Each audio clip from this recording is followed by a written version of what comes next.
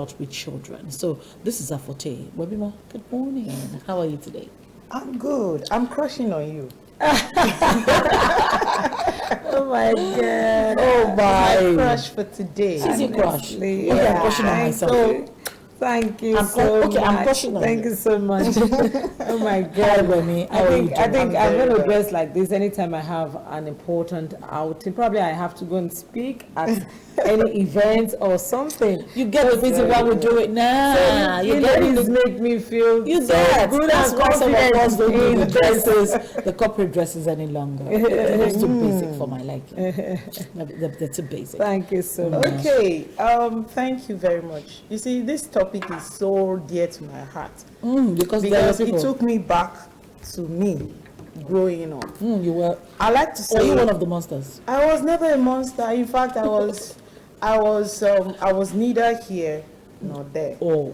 Because the teenage years is actually a time of is the most confused period in the life of an individual, and that's why I like to speak to adult parents, caregivers who have something to do with them. You deal with them with understanding, because even the teenager himself or herself doesn't have an understanding of what he or she is going through. Okay, they have hormonal imbalance to deal with, they have behavioral issues, and they have self-esteem issues, they have peer pressure issues to deal with, all within one individual, and you are placing that such huge expectation on him or her, then I think you're not being fair. But I will not judge such a person because you are not knowledgeable. That was why I could forgive my parents, because they were not Knowledgeable. You know, I said to my own mother while I was, I think it was about 19. I said to my mother, was I even 19 yet? Yeah, I was about 19. I was close to entering the uni. And I said to her one day, and I said, Mom, on my wedding day, I'll make sure you're not seated. I said, because you're just too wicked. How can you be this wicked? And she was there with one of my aunts, and I said, and then she was like, no, I said, no, I'll make sure you're not there.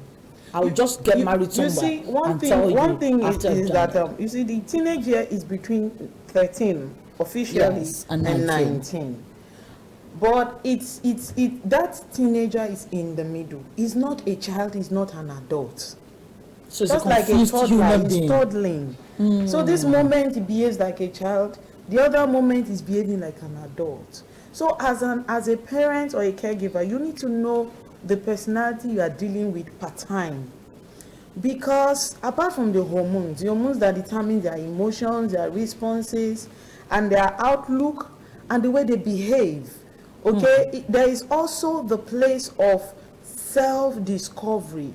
A teenager has not discovered himself yet. But because you feel you're the parent, you're an adult, you'll be like, you should know better. And you use words that castigate, that judges, and the truth is, the type of relationship you end up having with your child years to come is determined within the teenage years. And that's why you have to be very careful. You deal with them with knowledge, you deal with them with understanding. However, you're not accommodating their excesses. You're going to deal with understanding, knowledge, and empathy.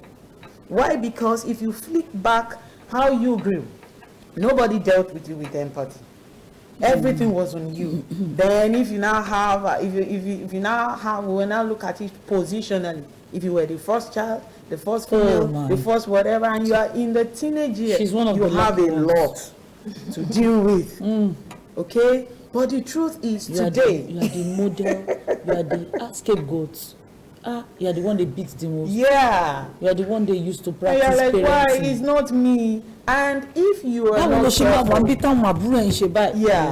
you are not careful, if you do not understand the personality or the temperament of the teenager, you are going to lose that teenager for life, or you gain the person for life. So it all depends on you. So what are we talking about when we're talking about unspoken rules? Just as the name implies, when we say something is unspoken, is unwritten. Those are the expectations that you have on them. But the question I ask people is if you have unspoken rules, okay, did you ever imbibe it while the teenager was growing before he or she became a teenager? Because you can't place a demand on what you never ever deposited in the child. No, that's unfair on that individual. Okay, because we have a lot of teenagers today who are angry with their parents, angry with their caregivers and guardians. And when you hear them, okay, I'm not validating what you did, because the teenager is a year where they want to do anything and try everything, and the social media has made everything possible. But you know, there is this advert then that says once you pop, you can't stop. It's always good for the teenager not to experience it. I'm talking about their vices. You know, you talk about sex, you talk about addiction, you talk about alcohol, you talk about partying. And those are the things that once they get into, it's difficult. It's difficult for them to stop. And that's when you want to come up with the rules. It can't work. No. So they really need to know from when they are little. They need to know it's grooming. You groom the teenager, okay? Before it becomes that. You see, the teenager is dealing with a lot. Is it about the body? They have self-esteem issues. Why? Because they're not living in a real world. They have models, okay, who has been washed on by all manners of app, and they want to be like that person. But you need to let them know the reality. You see, in the psychology of a teenager, the brain is not formed. It's not fully formed. Forget about the look. There are some teenagers you see today, you're like, yes, ma, yes, sir. They look almost like an But adult. when it's time for them to behave, you're like, I expected more. It's you who have the issue. Because you're the one with a higher expectation. All right. Oh my. So they're not the ones with the problem. We are the ones with the problem. We are. No. You see, I beg to Disagree. a bit, Okay. in the sense that at times they really want to act.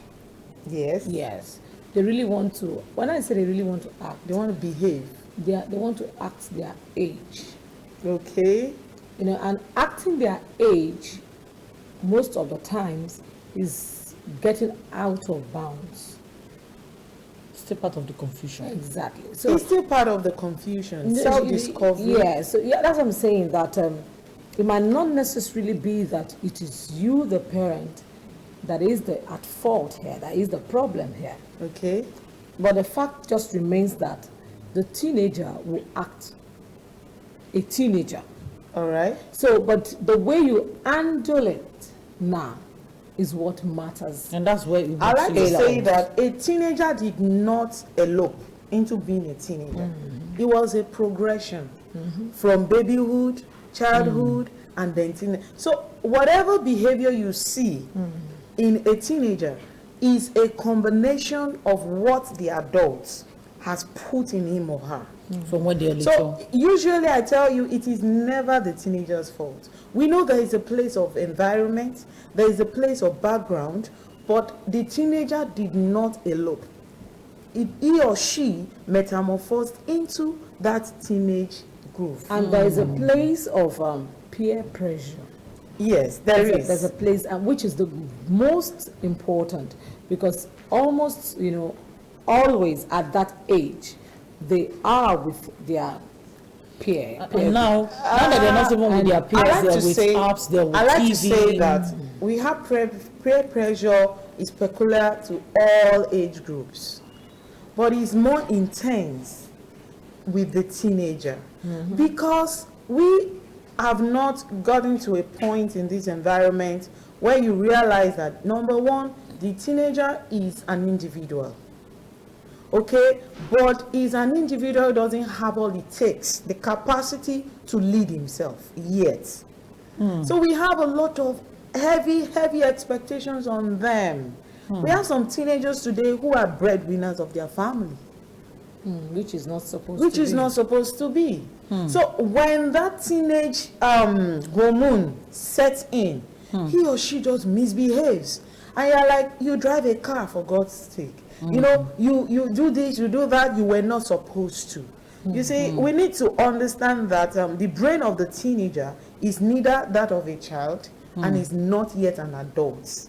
So deal with them as a peculiar individual that still needs to be spoken to, and that's where the place of communication comes in. So it brings us down to the unspoken rules. Okay, now there is a place of mentoring them, influencing the teenager by the rules that you as an adult you are living by, because usually influence and mentoring works better with the teenager than the spoken rules. Why? Because the brain cannot register instruction. The brain of a teenager finds it difficult to click once following or listening to instructions, but the eyes, you know, it magnetizes whatever you do, whatever color you paint, and the picture you leave around them. That's why example, okay, right example works better with the teenager. So when we're talking about the unspoken rules, these are things, grooming, things you have laid down. For example, what I have here is the first major unspoken rule for the teenager is actually how you treat yourself and others. You can't expect a teenager to treat you with respect if he or she does not respect himself. Simple. How you treat yourself. Because, you know, we are so demanding around here when it comes to behavior because of our culture. You must wake in the morning to greet. It's good. But as an adult, have you ever taken the step to be the first to greet the individual? That's it. They tell you, elderly, the younger ones must greet, you know. It's a good one. They actually do say that, oh, come on, Danny. It's a good one. But when you do it, with time, the teenager will catch up that greeting is a rule. All right? And there is a place of using the right word to pass the message across. Now, for example, my parents, especially my mother, she can give you those words. But if I let you know that as a teenager, playing it back, I designed a strategy for myself. She could be talking, and I've switched off. I'm not listening. Hear what she's saying. Though I'm not saying anything. I'm standing before her because she's going to make you stand or she's going to make you kneel. And she can talk. So for me, when you are done, you ask me to get up, I'm going. And it doesn't mean I'm not going to repeat the same thing that made you upset. So that's why I think parents are not getting it right. Yeah. The place of talk is there, but we do too much talk. You need to start communicating. There is a language your teenager understands. If this child is yours, if this teenager is around you and you are an example, there is always a language. Find it. Yeah. So the first thing is respect, self-respect for yourself. Develop a boundary. Those are the things you need to teach the teenager. Because within the teenage years, relationship is their utmost desire. And that's the year when they make most mistakes. You know, if they are females, they either have children for different people, they've started having sex, they have different relationships. If they are males, they go into drugs, they go into all manners of illicit affairs, you know, and all of that. So boundaries in the areas of relationships, okay, those are some of the things. And responsibility, personal responsibility. But these things, we tend to want to demand it from them without giving it to them, without setting the boundaries. You ask yourself as a parent, what kind of relationship do you keep?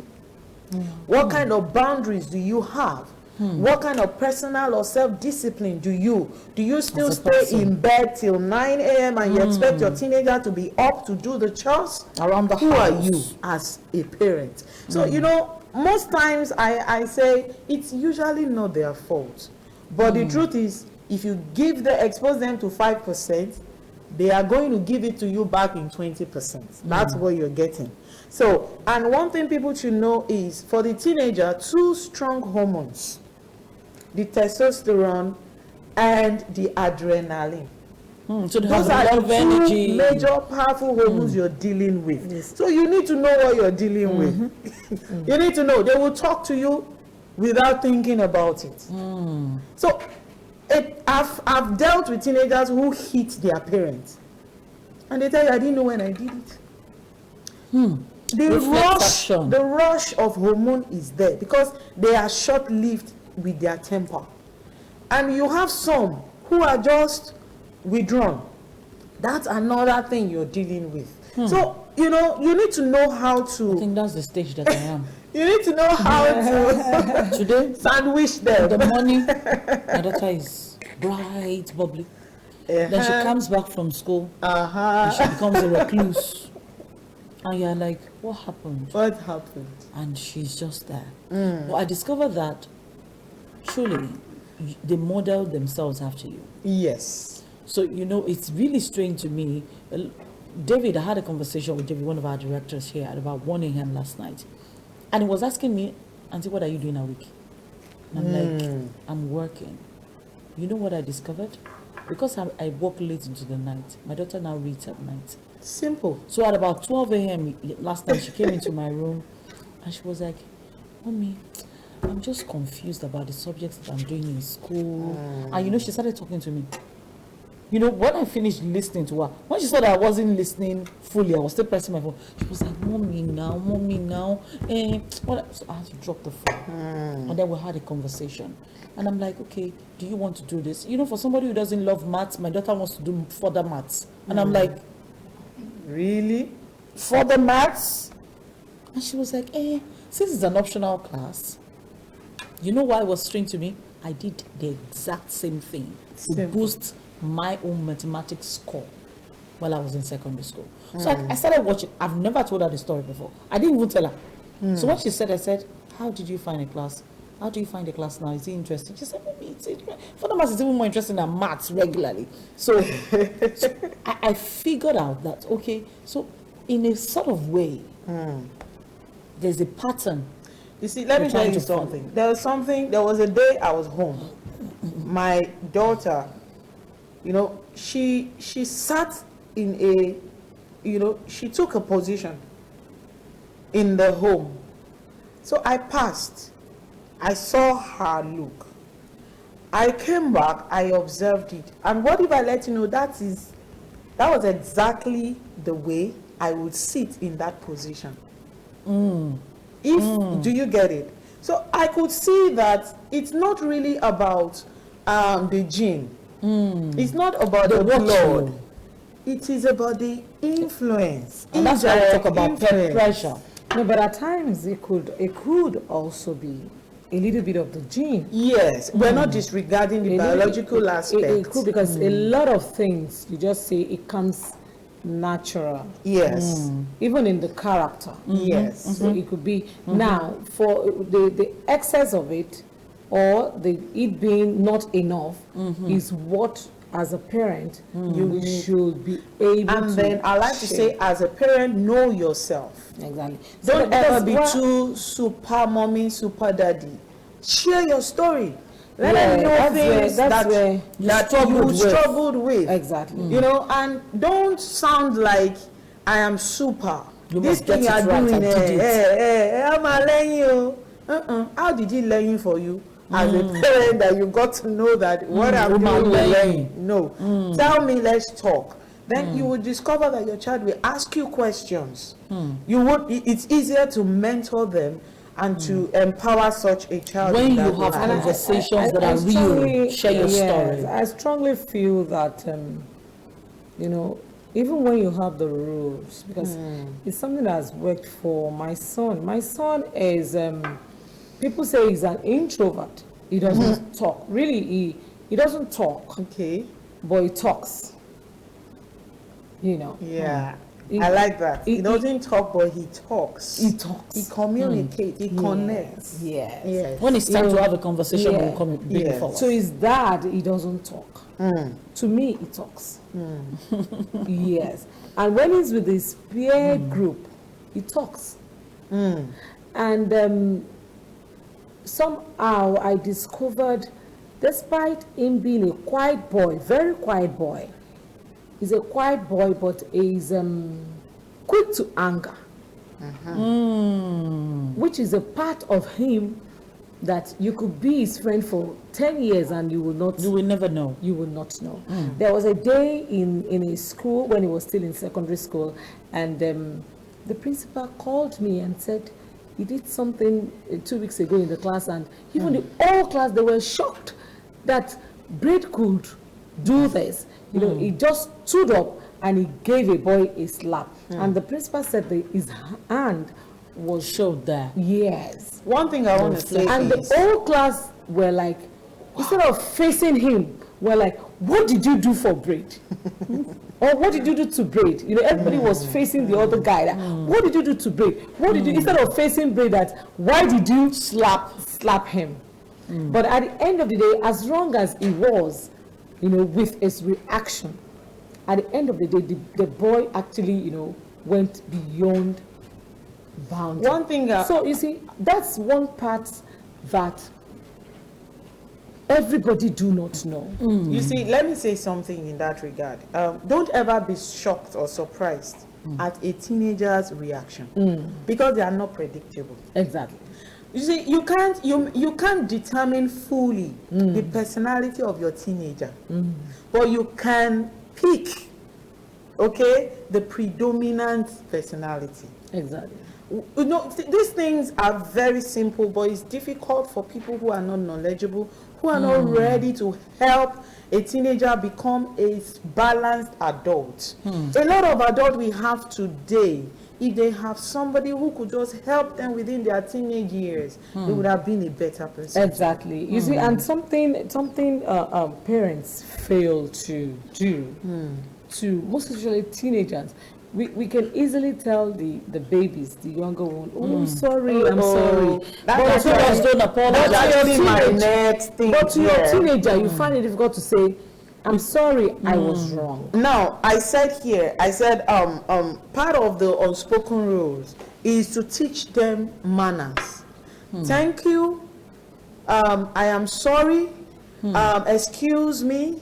All right. Pardon me.